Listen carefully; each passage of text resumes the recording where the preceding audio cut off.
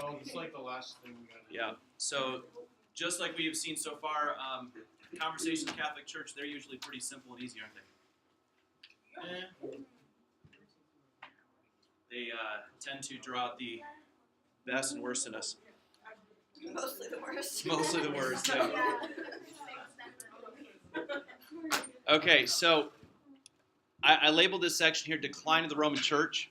It doesn't necessarily mean that they have less power. It just means that they're going through some difficult times, and people are going to start opening their eyes to what's going on within the Catholic Church. And even in our next unit, we will be talking more about some of the problems within the Catholic Church. So here in particular, a couple of major events that I want to make sure to hit on. And one has to do with the humiliation of the Pope. Humiliation. Why is it the Pope?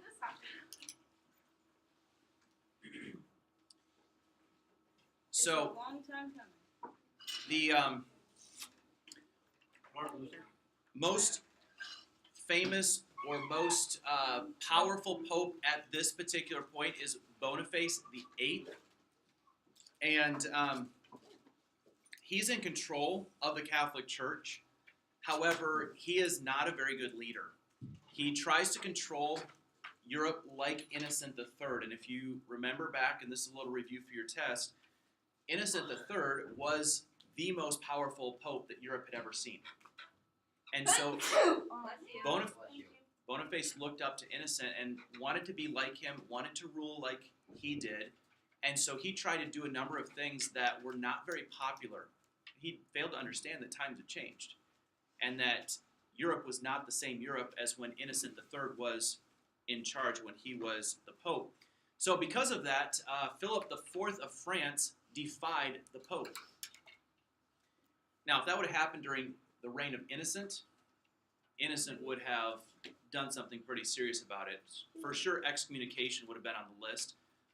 Perhaps an interdict would have also been appropriate. But Boniface didn't quite have that same sort of power. Now, Boniface, in reply, when Philip IV refuses to fall in line with what Boniface wants to do, he issues the papal bull. The papal bull. Yeah, this is a legal document. It is a law, and the official Latin name for it is unum sanctum.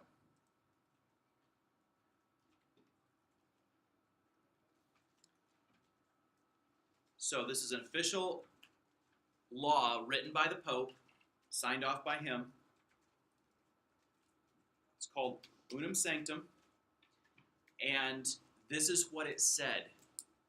It's important that you have an understanding of the main message behind this document. It is necessary for salvation for every human to submit to the Roman Pope. So in order to have salvation, you must obey the Pope.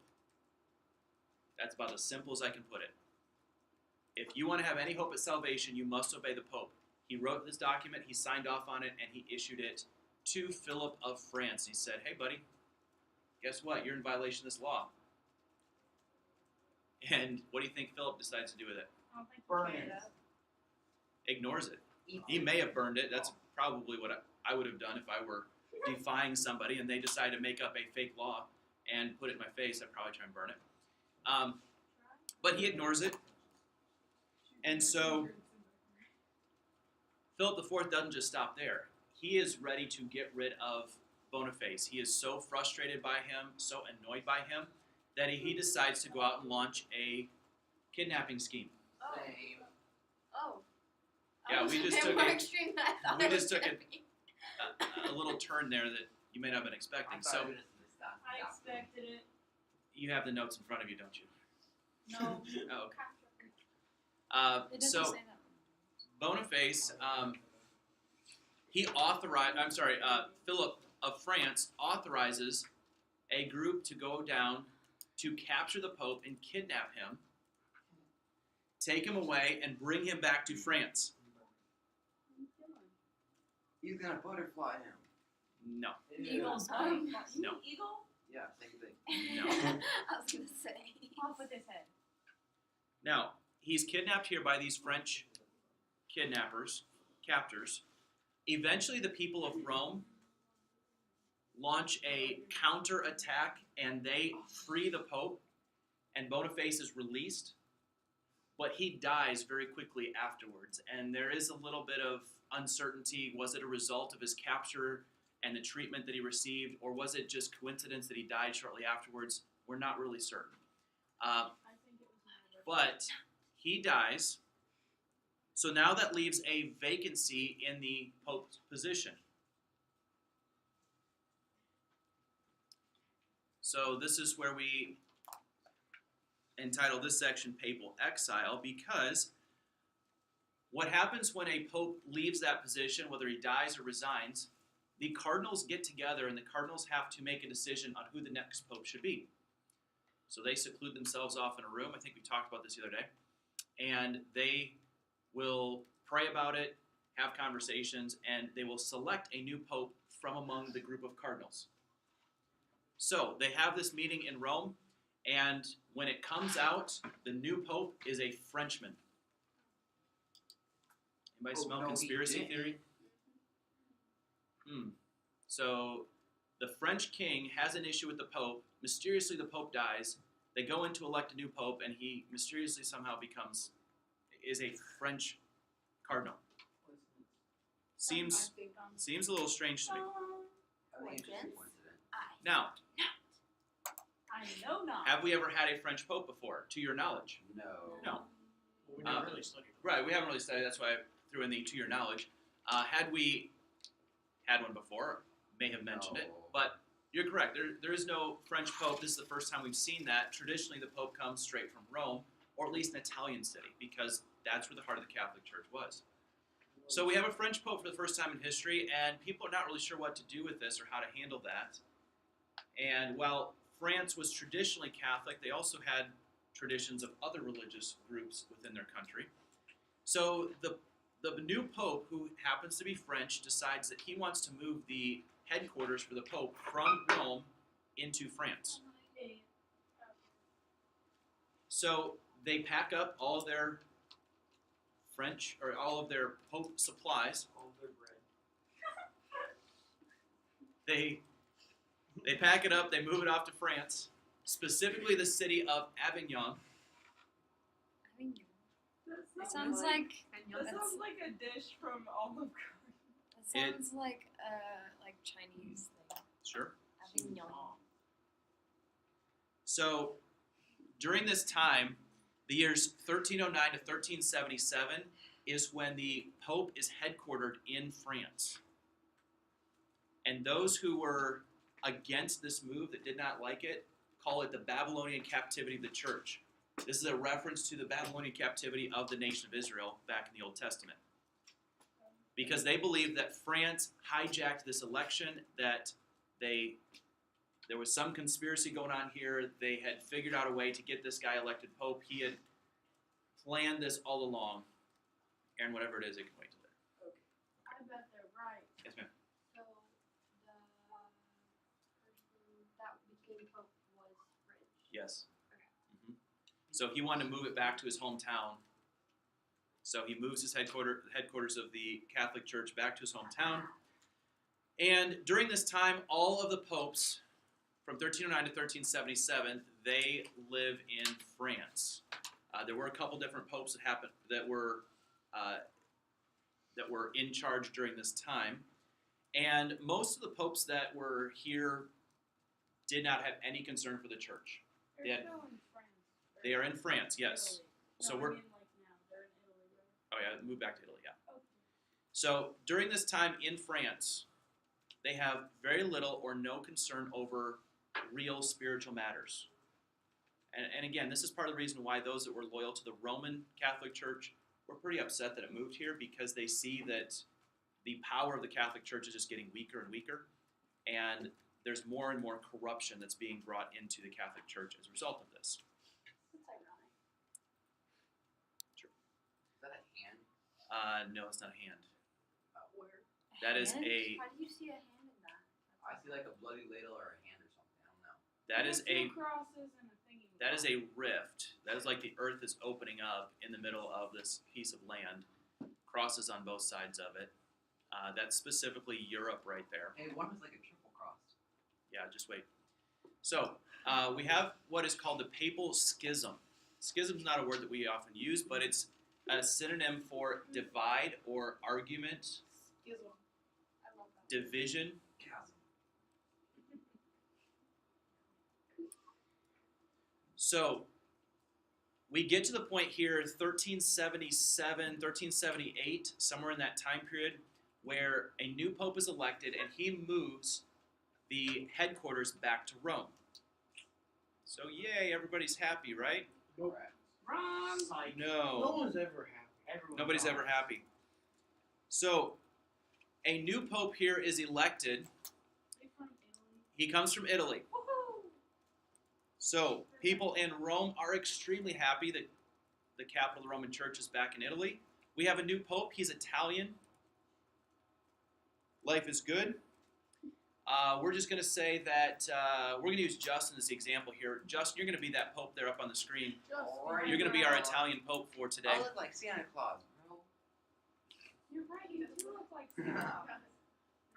So, Justin's our new pope. Unfortunately for Justin, What? the cardinals who elected you have now changed their mind. That's stupid. So, Now we have to again, Make me the new shh, there's some No. there's some conspiracy here, some questions as far as why did they change their mind, what sort of under the table negotiations happened after that election. I'm not under the table. I'm completely clean. Well, you may have had nothing to do with it. It could have been all of us voters that voted for you in the first place. Now we're changing our vote, change our minds. So we decided to go back to Justin and we tell Justin, sorry, get you are out of a job. You are now fired. Excommunicate all of you. So, Gone. Get out of here. What's that? Get out. No. you can be the new Not pope. me. Okay. No. No. Yeah, Libby has My volunteered. donuts are still better than yours. I vote for Wait, Libby. your toenail? What? Those for donuts. Justin. Donuts. Okay. What? Oh yeah, Libby was the donut maker. Oh, I No, thought I'm the you donut were- maker. That's awesome. I got special donut holes. Is this worth arguing about right now? Yes, I'm better than Libby at everything. Let's carry this conversation Smells like food. at a better time. Kind of does. So we It smells like donuts. have a new pope. We elect Libby as No. our new pope. Girls are not allowed to be popes. Silence. You're fired. I'm gonna say. So Justin, sit down. So Libby's elected our new pope, and she happens to be from France. She looks like Santa Claus too. No, look. Justin's salty. Oh, look, they're long lost. Now, Justin's pretty upset about this appointment of a new pope, and he's not having it. He says, wait a second, you guys elected me. I'm not stepping down. You can't fire me. The only person that can fire me is God himself. Yeah, big fellas. And Libby's Right over down here. with lightning. Shh, let's stop the extra conversation unless it's going to contribute. That is great.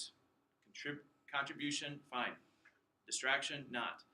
So Libby here, she says, well, too bad. You were elected. You got fired. You're done. I'm the new pope. And Justin's response to Libby is, unless you declare yourself invalid as a pope, I'm going to excommunicate you. And so Justin issues the excommunication of the new pope from France. How is he allowed to do that? How is he allowed to do that? Because he's pope. Not anymore.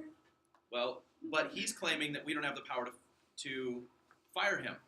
So you get excommunicated. He doesn't have any power, though, because So- we- Then that is Libby's argument, that you got fired, so you don't have that power. So instead, what are you going to do? excommunicate him. Bingo. Bite So, me. not appropriate. So, Justin has been excommunicated. Libby has been excommunicated. While all the rest of you are sitting back and watching this argument happen. Go back to the Byzantine Empire. Joel's Very close, yeah. Now, it's going to get better. So we have two popes, both arguing over the same position. True. Catholic Church has two popes. They each excommunicate each other. And this is what is known as the Great Schism. This lasts for 40 years, where there are actually two popes You're kidding me. arguing with one another 40 years? for 40 years. They argue about this. Who is the real pope? Is it the French pope? Is it the Roman pope? That's a lot of neither of you. Bye. It is. Who outlasted the other one? So the Catholic Church finally get together to try to settle this problem at the After Council of 40 Pisa years? after 40 years. Oh my. So, yeah, it did, but you got to remember that most people don't have the power or ability to be able to go to confront the leadership of the church the way that you might think you would today. And quite honestly, many of us, if we saw an issue in our pastor, we would probably think twice about stepping up in front of the church and making an accusation. Now, at times that may be necessary, but the people there feared the response of everybody else if they went and confronted either one of these popes. So what you have is you have a group of people that are in Libby's camp that are supporting her as the French pope. You've got others that are on Justin's side, and they support him as the pope. And both sides, at this point, gentlemen, at this point, both sides are supporting their own pope and believe the other side is dead wrong. This is how modern-day church splits happen as well. And so while we argue or are frustrated by what they do, many churches in modern day do the same thing. They get two different deacons or two different pastors in their church that they start following them and end up splitting and having two different churches. So they realize after 40 years, this is a bad idea, we need to unify. So they gather together at the Council of Pisa. Council of Pisa was intended to fix the problem. So as they get together at the Council of Pisa, they all agree, we are going to get rid of both of you. We need to have just one pope. And so we bring both sides to the table. We bring this group over here. And we say, okay, for the sake of the church, your pope is going to step down. Justin is going to resign. Libby is going to resign. We are going to, hold on, yeah. We're going to elect one new pope that we can all agree on. Everybody good with that? They don't want to step down though. Well, no, they don't, but for the sake of the big picture, the sake of unity, they're going to agree to do it. I'm willing. I have a Step Really? question. down. I'm willing Okay. she's willing, but I have a question. Okay, what's your question? How come one of my men just didn't assassinate her or anything? I'm only willing if he's not willing. Same joke. Oh, Neither so if he's willing. Wait, what? if I'm not willing and you're willing, means I'll become pope. So, Libby, do you know what you're saying? so both of you and your team are going to come to the agreement at the Council of Pisa that you're willing to step down as long as the other one does. And very similar to the way you guys have just brokered this in the last 30 seconds of I'll step down if you step down. That's essentially what happened in this meeting at the Council of Pisa. They agreed to step down as long as the other one did. Yep. But how come within those 40 years no one assassinated the other one? They had protection. Justin's answer is always death. They had. Because I'm stronger. So Justin, you are wanting to be pope. You're wanting to be leader of the largest church in the world. You're wanting to be leader of this religious organization. Everybody looks to you for spiritual guidance. If word got back that you authorized the assassination of a rival, how is that going to Where build did your my career? team do it? You killed You the person still that started the authorized it. rumor. But if What's the truth? it somehow gets back to you, you're going to lose your job. Well, she lost it first. Right. I know, but Oh It's my, not a- cover up, it's Barry. not a risk that you are willing to take, especially when the Catholic Church talks about things like murder as a very serious offense against God. You're not going to take that approach. So you'll be in the purgatory longer. Now, I'll make it there though. Dang, Libby. I'll just give myself indulgences. we are taking way too long on this. Can they do We that? should be done. Right? Let's, Can they do that? Can they give themselves indulgences? He just actually brought up a pretty I don't know. He totally Because could have Not done sure. that. Killed him, given himself indulgences, I don't know if they and can then do had that the on death their own. penalty against himself. Yeah. So let me finish out the Council of Pisa here. So we've said that you both agreed to step down. So we all say that we're going to elect one new pope. that we can all agree on. Joel volunteers as tribute. Okay, so Yeah. Joel now becomes the next pope. Everybody agrees. Joel is very neutral. She's kind of off there by herself. She doesn't have any enemies. Everybody believes that Joel is going to make a really good pope. But she's weak. Now, here's the problem. After the Council of Pisa, the two of you wait for the other one to resign, and you have this little word fight back and forth about you step down first, no, you step down first, no, you step down, and they go I'll back and step forth. down first. Neither one of you resign. That's not how it works. So there's 3 popes. There are 3 popes. Oh my Are you goodness. That kidding worked me? well. No. Are you, I would let both of you in the same room resign right now. I'd together. step No, down no, so that I no, could get no, out of the no, argument. Do it. and They then- did. Oh. They And tried. Joel wouldn't argue, so Justin It would be didn't the work. only one arguing. No. True. And so now we have 3 popes. We have Joel, we have Justin, we have Libby. All 3 are now representing the Catholic Church. Well, all the while, most of Europe is laughing at the Catholic Church right now. And they are beginning to understand the internal chaos and organization of the Catholic Church is really, really bad. So, You two act like children. so it's going to. This is why the Catholic Church is weakened at the end of the Middle Ages, and I will assert here that part of this is preparing and prepping Europe for the Reformation. Because here we are, end of the 1300s. Martin Luther is going to come along in the beginning of the 1500s. So people are starting to see cracks and problems in the Catholic Church, and they're going to start looking for answers. They are going to eventually start finding them. Martin Luther is going to kick that off. There are other leaders here at this time by the name of John Huss he's beginning to dig into Scripture, beginning to search for answers outside of the Catholic Church, and he's eventually going to publish some of those things as well. So we get here the Council of Constance, and this is the one that is finally going to resolve the issue of the multiple pope syndrome. And so the Council of Constance, they get all 3 popes together. They cancel out, they eliminate all 3 of them. They don't kill them, but they eliminate the position. They say, all 3 of you guys, you are fired, you're done. You look like you're crying. They elect a new pope by the name of Martin V. Martin V. That's Gavin. Hey, Gavin. Are they about to have 4 popes? No. Wait, so No. is it all that one dude's fault? It's all your No, it's a combination of many people. But it all goes back to Philip capturing Boniface and taking him to France, and that's kind of what got this whole thing started. Gosh, Philip. Then because of the fact that they moved the capital to France, then people got attached to a French pope, and then the people of Rome wanted the pope back, and it just turned into this whole mess. So the Council of Constance actually fixes the issue. Martin V becomes the one and only pope. What number would that be? This would be under Council of Constance somewhere. That would be Gavin. I would put him down here, Council of Constance. Martin V is the final and ultimate, or the last pope here out of this situation, and he helps to redeem the Catholic Church in some way. But ultimately, the whole thing resulted in more and more discontent with the Catholic Church.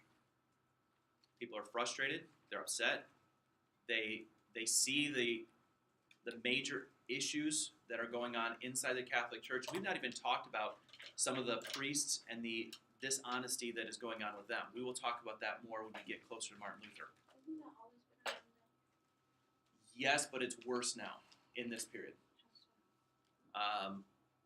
Simony, pluralism, bribery. We'll talk about all those things later on. So right now you don't need to worry about them, but yeah, they are major issues. Okay, so any questions? Anything I can clarify?